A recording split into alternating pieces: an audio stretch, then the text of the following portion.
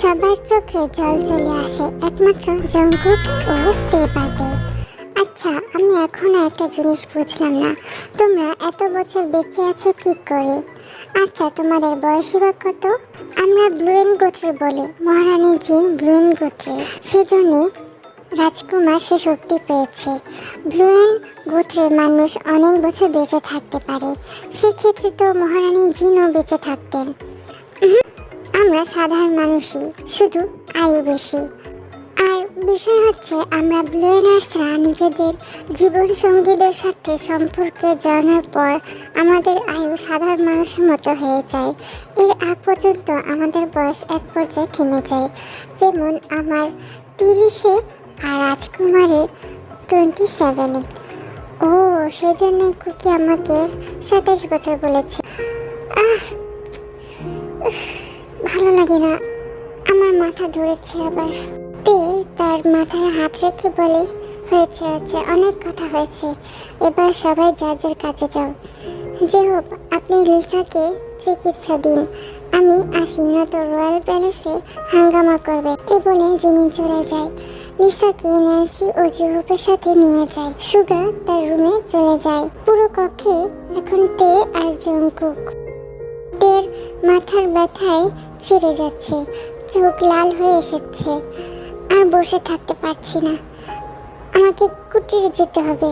তে দাঁড়াতেই ব্যথা আরো প্রখর হয়ে আসে।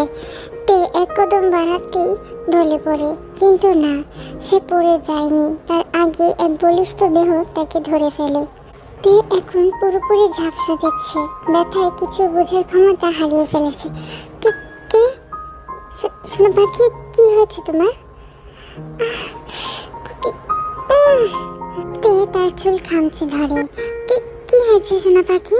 কোনো রকম তে হাত বাড়িয়ে জঙ্কুকের গালে রাখে আর বলে, না তেমন কিছু না, শুধু শুধু মাথা ব্যথা করছে। আমাকে কুটিরে নিয়ে যাবে? কি?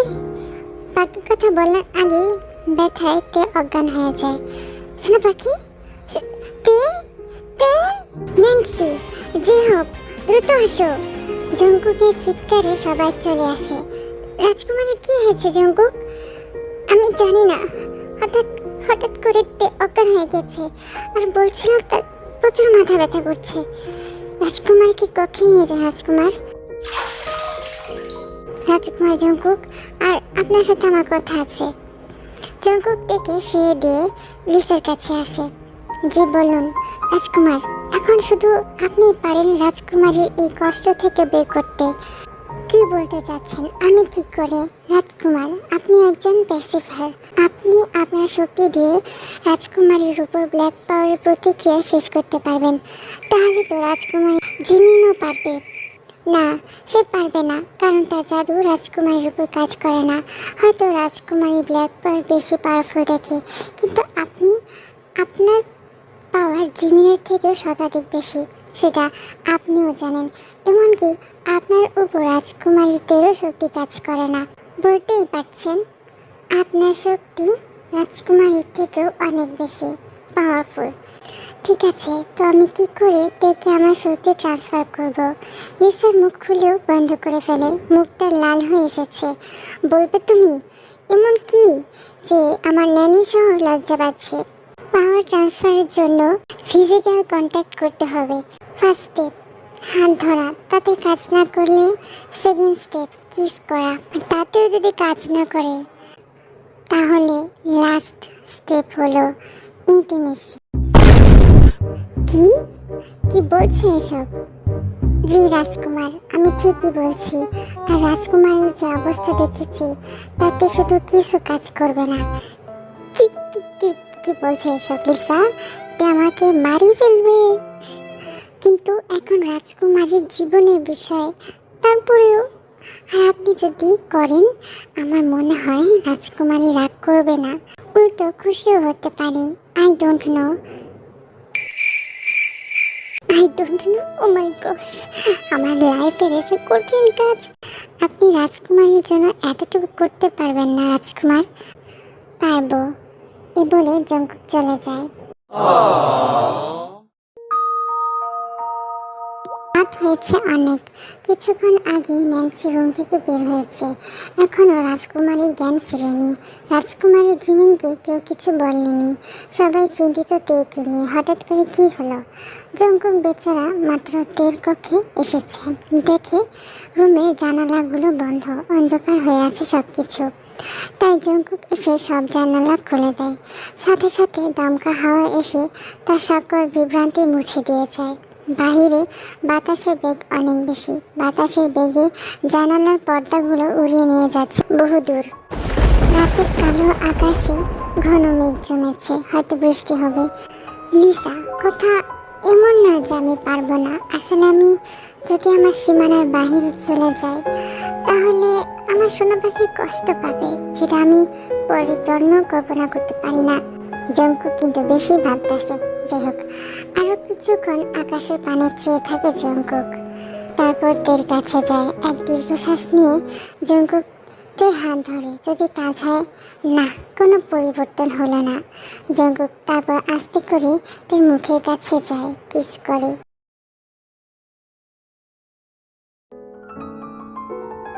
তে ভ্রু কুচকে আসে। কুকি? তে সেকেন্ডে আবারও নিস্তেজ হয়ে যায়। এই কি হলো? গ্যাং এসেও এলো না। আমাকে কি তাহলে সোনা পাখির অনুমতি ছাড়া ইন্টিমেট হতে হবে? জঙ্কুক শক্ত করে তের হাত ধরে থাকে, কিন্তু না, কোনো কাজ করে না। দেখে জঙ্কুকে কান্না করার দশা। তখনই জঙ্কুক অল্প আওয়াজ পায়। তে তাকাতেই দেখে তে অনেক কষ্টে চোখ খুলতে পেরেছে, কিন্তু মাথায় প্রচুর পেন করছে। কিন্তু চোখ খুলে তাকাতেই জঙ্কুকের এই কান্না চেহারা দেখে বিচলিত হয়ে পড়ে। কি হয়েছে? কাঁদছো কেন? জঙ্কুক তেকে জড়িয়ে ধরে। কি হয়েছে? দ্রুত বলো। আমার মাথা প্রচুর ব্যথা করছে। তোমার অনেক কষ্ট হচ্ছে, আমি জানি। আমার কাছে এই কষ্ট কমানোর উপায় আছে, কিন্তু তাতে তোমার কষ্ট হতে পারে। কাহিনী বুঝলাম না। এই মাথা ব্যথা সরাতে কিসের কষ্ট? এবার মাথা ব্যথায় মরে যাব। সোনা পাখি, তুমি যদি আমাকে অনুমতি দাও তাহলে পুরো কথা বলার আগে যে বলে ওঠে, আমি কবে তোমাকে বাধা দিয়েছি? আমি এখন কিছু বুঝতে পারছি না কুকি। যা করার করো। শিওর তো? আমি কিন্তু একবার শুরু করলে থামবো না। ঠিক আছে বলতেই তের চোখে আবার অন্ধকার নেমে আসে। তে জঙ্কুক থেকে পাঁজরে তুলে নেয়। কে এসেছে? এত রাতে কিসের জন্য চিল্লাচ্ছিস সুকি? ভয়ের বিষয় নেই। তে আর কুকি এসেছে। আমি তাদের স্মেল পেয়েছি। তাহলে এত কথা না বলে ঘুমাও। হ্যান আউই ঘুমিয়ে পড়ে, কিন্তু সুকি সে তো জেগে যাচ্ছে। অন্যদিকে তের অবস্থা হচ্ছে, একবার হুঁশ আসে তো আবার জ্ঞান হারাচ্ছে। সোনা পাখি, আমরা চলে এসেছি বলে তাদের ছোট কুঠিরে প্রবেশ করে জানালাগুলো খুলে দেয়। বাইরে সুন্দর শীতল হাওয়া বইছে। বাতাসে গাছপালার ঝরঝরে আওয়াজ হচ্ছে। চাঁদও আজ এক অদ্ভুত লজ্জাবতী সাজে আছে। হয়তো সেও জানে কি হতে যাচ্ছে। ওয়েট। সাথে সাথে অদৃশ্য আবরণ সৃষ্টি হয়। মনে হইতাছে জঙ্কুক তেকে কিডন্যাপ করতেছে। তের হুঁশ নেই। জঙ্কুক এক দীর্ঘশ্বাস ছাড়ে। ঠিক আছে, বাট তার আগে আমি কিছু প্রিপেয়ার করে রাখি। জঙ্কুক যা যা প্রয়োজন ওষুধ পানি নিয়ে আসে। জঙ্কুক তার শার্ট খুলে ফেলে, তারপর আস্তে করে বিছানায় শুয়ে থাকা তের খুব কাছে চলে আসে। সোনা পাখি, তোমাকে আর কষ্ট সহ্য করতে হবে না। জঙ্কুক তের ঠোঁটের সাথে নিজের ঠোঁট ছোঁয়ালো। জঙ্কুক তের ঠোঁটে আঙ্গুল দিয়ে প্রেস করে। আমার সোনা পাখি ঠোঁট এত সফট কেন? জঙ্কুক তেকে আবেশে কিস করে। আস্তে করে বাইট করে। ঠোঁট থেকে সরে জঙ্কুক ধীরে ধীরে ঘাড়ে কিস অ্যান্ড বাইট করতে থাকে। জঙ্কুক কিস করতে করতে নিচে যেতে থাকে। তের স্পর্শকাতর জায়গায় সাফ করতে তে তার মুখের দিকে তাকাতে সেকেন্ডে লাল হয়ে যায়। দুই ধূসর বর্ণের ডাগর ডাগর চোখ তাকিয়ে আছে তার দিকে, মুখে বাঁকা হাসি। কি করছো কুকি? থামো। থামার জন্য তো শুরু করিনিস না পাখি বলে জঙ্কুক তের তুলতুলে পেটে বাইট করে। ফাক! তে জঙ্কুকের চুল খামচে ধরে। জঙ্কুক যে জায়গায় বাইট করেছিল সে জায়গায় লিক করে। থামো প্লিজ, প্লিজ কুকি। জঙ্কুক এসে তেকে ডিপ কিস করে। তেও জঙ্কুকে জড়িয়ে ধরে। জঙ্কুক তেকে ছাড়ে, দেখে তের চোখ পার্পল বর্ণ ধারণ করেছে। জঙ্কুক মুচকি হেসে তের চোখের কিনারে কিস করে। আমি কি স্বপ্ন দেখছি? তাহলে আমি স্বপ্ন থেকে উঠতে চাই না। স্বপ্নে কি এত শান্তি আসে বুঝি? কখনো আমি আমার কুকিকে এই রূপে দেখিনি। ধূসর বর্ণের চোখ, তার ঠোঁটগুলো নেশার মতো লাগছে আমার। আমার কুকি পুরুষের দেহ। তে তার হাত বাড়িয়ে দেয় জঙ্কুকের বডি টাচ করার জন্য। জঙ্কুক তের হাত ধরে তাতে লাইটলি কিস করে। তের ভাবনার মাঝে তার শরীরে স্পর্শ পায়। হাত সরাও প্লিজ জঙ্কুক। জঙ্কুক বাঁকা হাসি দিয়ে বলে, জাস্ট এনজয় করো সোনা পাখি। ইয়েস ইয়েস সোনা পাখি, yes. Now wait that you can take me. What? Relax পাখি। I will be gentle. Please.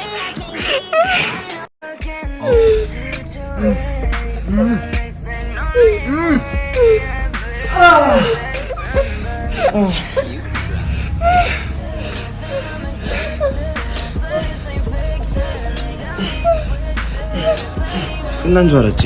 안 끝냈어. 안 끝났단 말이야. 벌써? Amazing.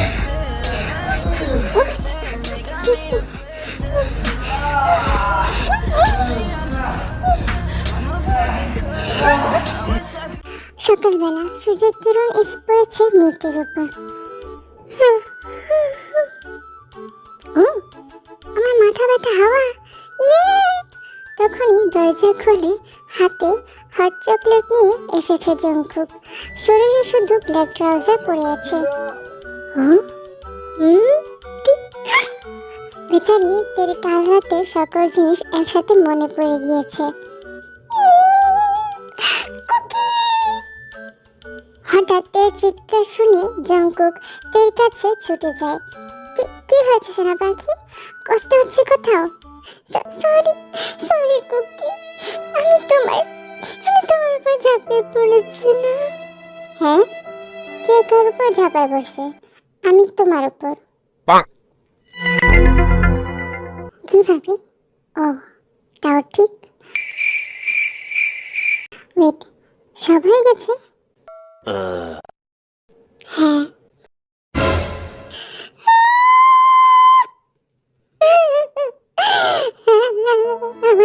আমার সব লুটিয়ে নিল। আই এম সরি সোনা পাখি।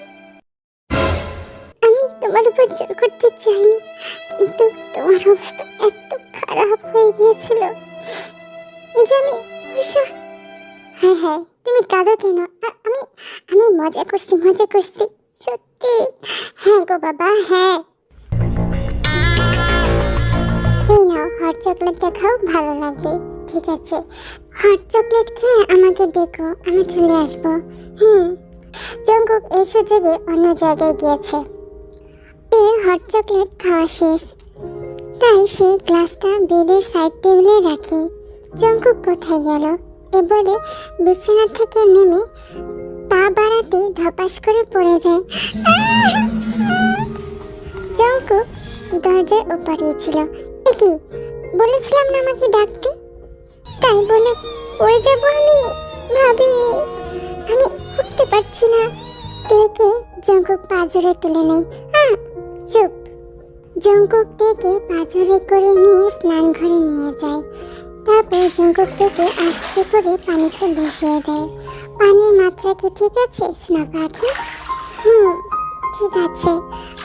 আচ্ছা, সেদিন স্নান ঘরে বেলি ফুলের সেটা কি তুমি এনেছিলে? হঠাৎ কেন জিজ্ঞাসা? সেদিন কি ভালো লাগেনি? অবশ্যই ভালো লেগেছে, শুধু আমার স্বপ্ন দেখলে ভালোই ছিল।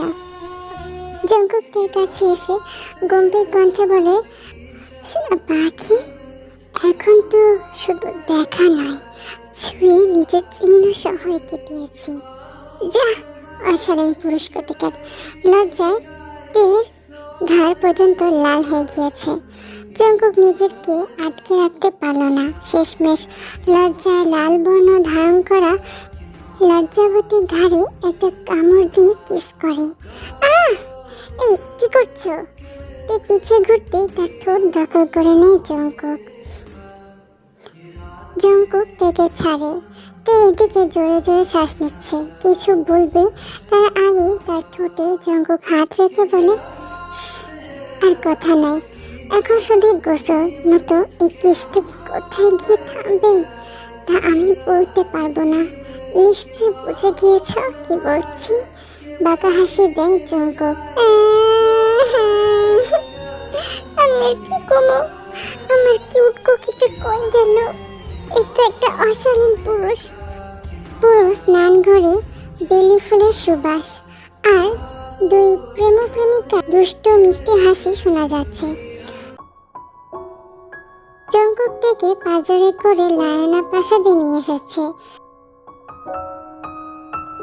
রাজকুমারী কি এখন ঠিক আছে জঙ্কুক? আমি ন্যান্সিকে সব বলে দিয়েছি।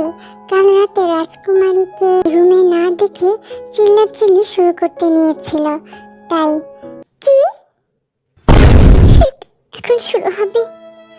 জঙ্কুক, তুমি কি করলে? আমার রাজকুমারীটার মাত্র 15 বছর ছিল।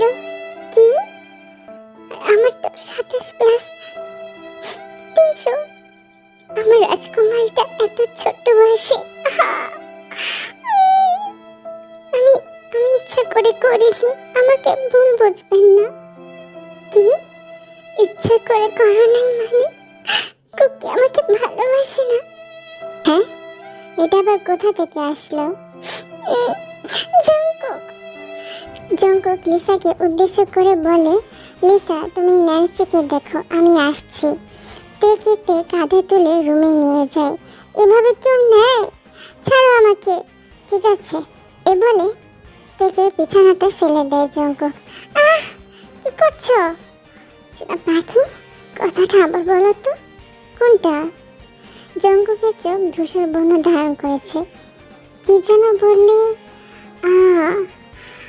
আমি তোমাকে ভালোবাসি না, তাই তো? তের কাছে এখন শান্তি না, উল্টো ভয় লাগছে। আমি যদি নাই ভালোবাসতাম তাহলে এত বছর আমি অপেক্ষা করতাম না। তে যখন ছোটবেলায় জঙ্গলে হারিয়ে গিয়েছিল। এই পিচ্ছি, এই গভীর জঙ্গলে কি করছো? ভাইয়া, আপনি তো অনেক সুন্দর। তা আমি জানি, কিন্তু তুমি এখানে কেন? আপনি অনেক কিউট তো। এই পিচ্ছি দেখে আমার কথা কানেই নিচ্ছে না। বড় হয়ে আমি আপনাকে বিয়ে করব, কেমন? কি? তখনই জঙ্কুক তার শক্তিতে কারো পায়ের আওয়াজ পায়। রাজকুমারী, আপনি এখানে? আপনার জন্য আমি হার্ট করে মারা যাব। জঙ্কুক তার হোয়াইট শার্টের বোতাম খুলে বলে, নাকি আরেক রাউন্ড হয়ে যা। বলে জঙ্কুক তার হাতের জামার ভিতরে নেয়। শীতল হাতে স্পর্শকাতর স্থানে ছোঁয়া পেতে চমকে ওঠে। মুখ খুলে কিছু বলবে তার আগে জঙ্কুক তার ঠোঁট দখলে নিয়ে নেয়। তে শেষমেশ হাল ছেড়ে দেয়। তের ঠোঁটে জঙ্কুক বাইট করে। কিস করতে করতে নিচে যেতে থাকে। তের স্পর্শকাতর স্থানে একদিকে চাপ, অন্যদিকে বাইট করে জঙ্কুক। বাকি কোনো আসতে নয়। This is punishment. কি? এবার তের পেটে কামড় দেয়। শুধু তা নয়, জঙ্কুক তের পায়ের মাঝখানে মাথা রেখে উড়তে বাইট করে। ফাক! তে জঙ্কুকের চুল খামচে ধরে। ইসকো কি? ছাড়ো! জঙ্কুক যেন একরকম ধরে আছে। তের কথা যেন কানে নিল না।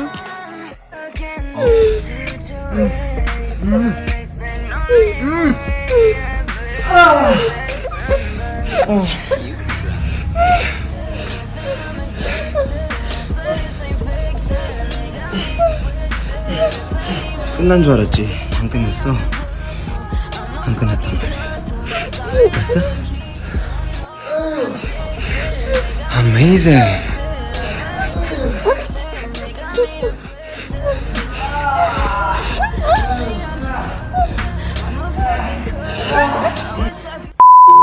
বিকালবেলা জিমিন এসেছে তের সাথে দেখা করবে বলে। ন্যান্সি, তের কি এখনো জ্ঞান ফেরেনি? তে এখন ঠিক আছে, কোনো সমস্যা নেই। তাহলে তে এখনো রুমে ঘুমিয়ে আছে কেন? স্বাস্থ্যের জন্য ঘুমিয়ে আছে। মানে কিসের শাস্তি? আমার সাথে বেশি বাড়িয়ে কথা বলেছিল তাই। জিমিন বেচারি এখনো বুঝতে পারছে না ঘটনাটা কি। সবাইকে জিজ্ঞেস করলে কেউ বলতে পারে না, আর সুগা তো জানেই না, তাকেও কিছু বলা হয়নি। শেষমেশ আর ধৈর্য ধরতে না পেরে জিমিন তের কক্ষে যায়। গিয়ে দেখে তে ঘুমিয়ে আছে, পরনে আছে ঢিলা সাদা নাইট গাউন। তে তে তে উঠবি! জিমিন আস্তে করে ডেকেছে। জিমিনের কণ্ঠ শুনে তে আস্তে করে উঠে বসে। এতক্ষণ কাঁথা নিয়ে শুয়েছিল বলে জিমিন বুঝতে পারেনি। এলোমেলো চুল, মুখ এখনো লাল, হয়তো ঘুমানোর জন্য হয়েছে এরকমটা। কিন্তু গলা থেকে শুরু করে পায়ের নিচ পর্যন্ত যে লাল লাল ছোপছোপে দাগ, সেগুলো কিসের? নাইট গাউনের বাম পাশে চিকন হাতাটা ঢলে পড়েছে দেখে আরো স্পষ্ট বোঝা যাচ্ছে। জিমিন যেন আকাশ থেকে টপকে পড়ল। জিমিনের মুখ যে খুলেছে আর বন্ধ করার নাম নেই। তের কিছুক্ষণ ঝিমানোর পর ঘুম পুরোপুরি ভেঙেছে। চরম লেভেলের অবাক হওয়া জিমিনকে দেখে সে নিজেও চিন্তায় পড়ে যায়। ওই জিমিনি, কি হয়েছে? এমন করে আছিস কেন? তখন তার চোখ যায় বিছানার সামনে থাকা আয়নাতে। নিজের এমন বিবস্ত অবস্থা দেখে লজ্জায় মাটি ফেটে ঢুকে যেতে ইচ্ছা করছে তের। তোর এই দশা কেন তে? কিছু না তো বলে কাঁথা দিয়ে নিজেকে পেঁচিয়ে ফেলে তে। না না, ঠিক করে বল, আমার জানতে হবে। তে জিমিনের এক্সাইটমেন্ট দেখে বিরক্ত হয়ে বলে লিসাকে জিজ্ঞেস করতে। জঙ্কুক তাহলে কিসের পানিশমেন্টের কথা বলেছে? ও, ওটা আমার নিজের মুখের জন্য পাইছি। তখন যদি নিজের মুখটা বন্ধ রাখতাম তাহলে এখন এই অবস্থাটা হতো না। সাথে নিজের নিজেরটাও শেষ করে দিলাম। সব জানার পর জিমিন একবার তে আরেকবার জঙ্কুকের দিকে তাকায়, কিন্তু তাতে জঙ্কুকের কোনো পরোয়াই নেই। সে নিজে আপন সুখে চা পান করছে, আর তে বেচারি পারছে না শুধু মাটি থেকে সমাহিত নিতে। একমাত্র আমাদের সুগা আর যে হচ্ছে না সকলেই ব্যাপারটা জানে।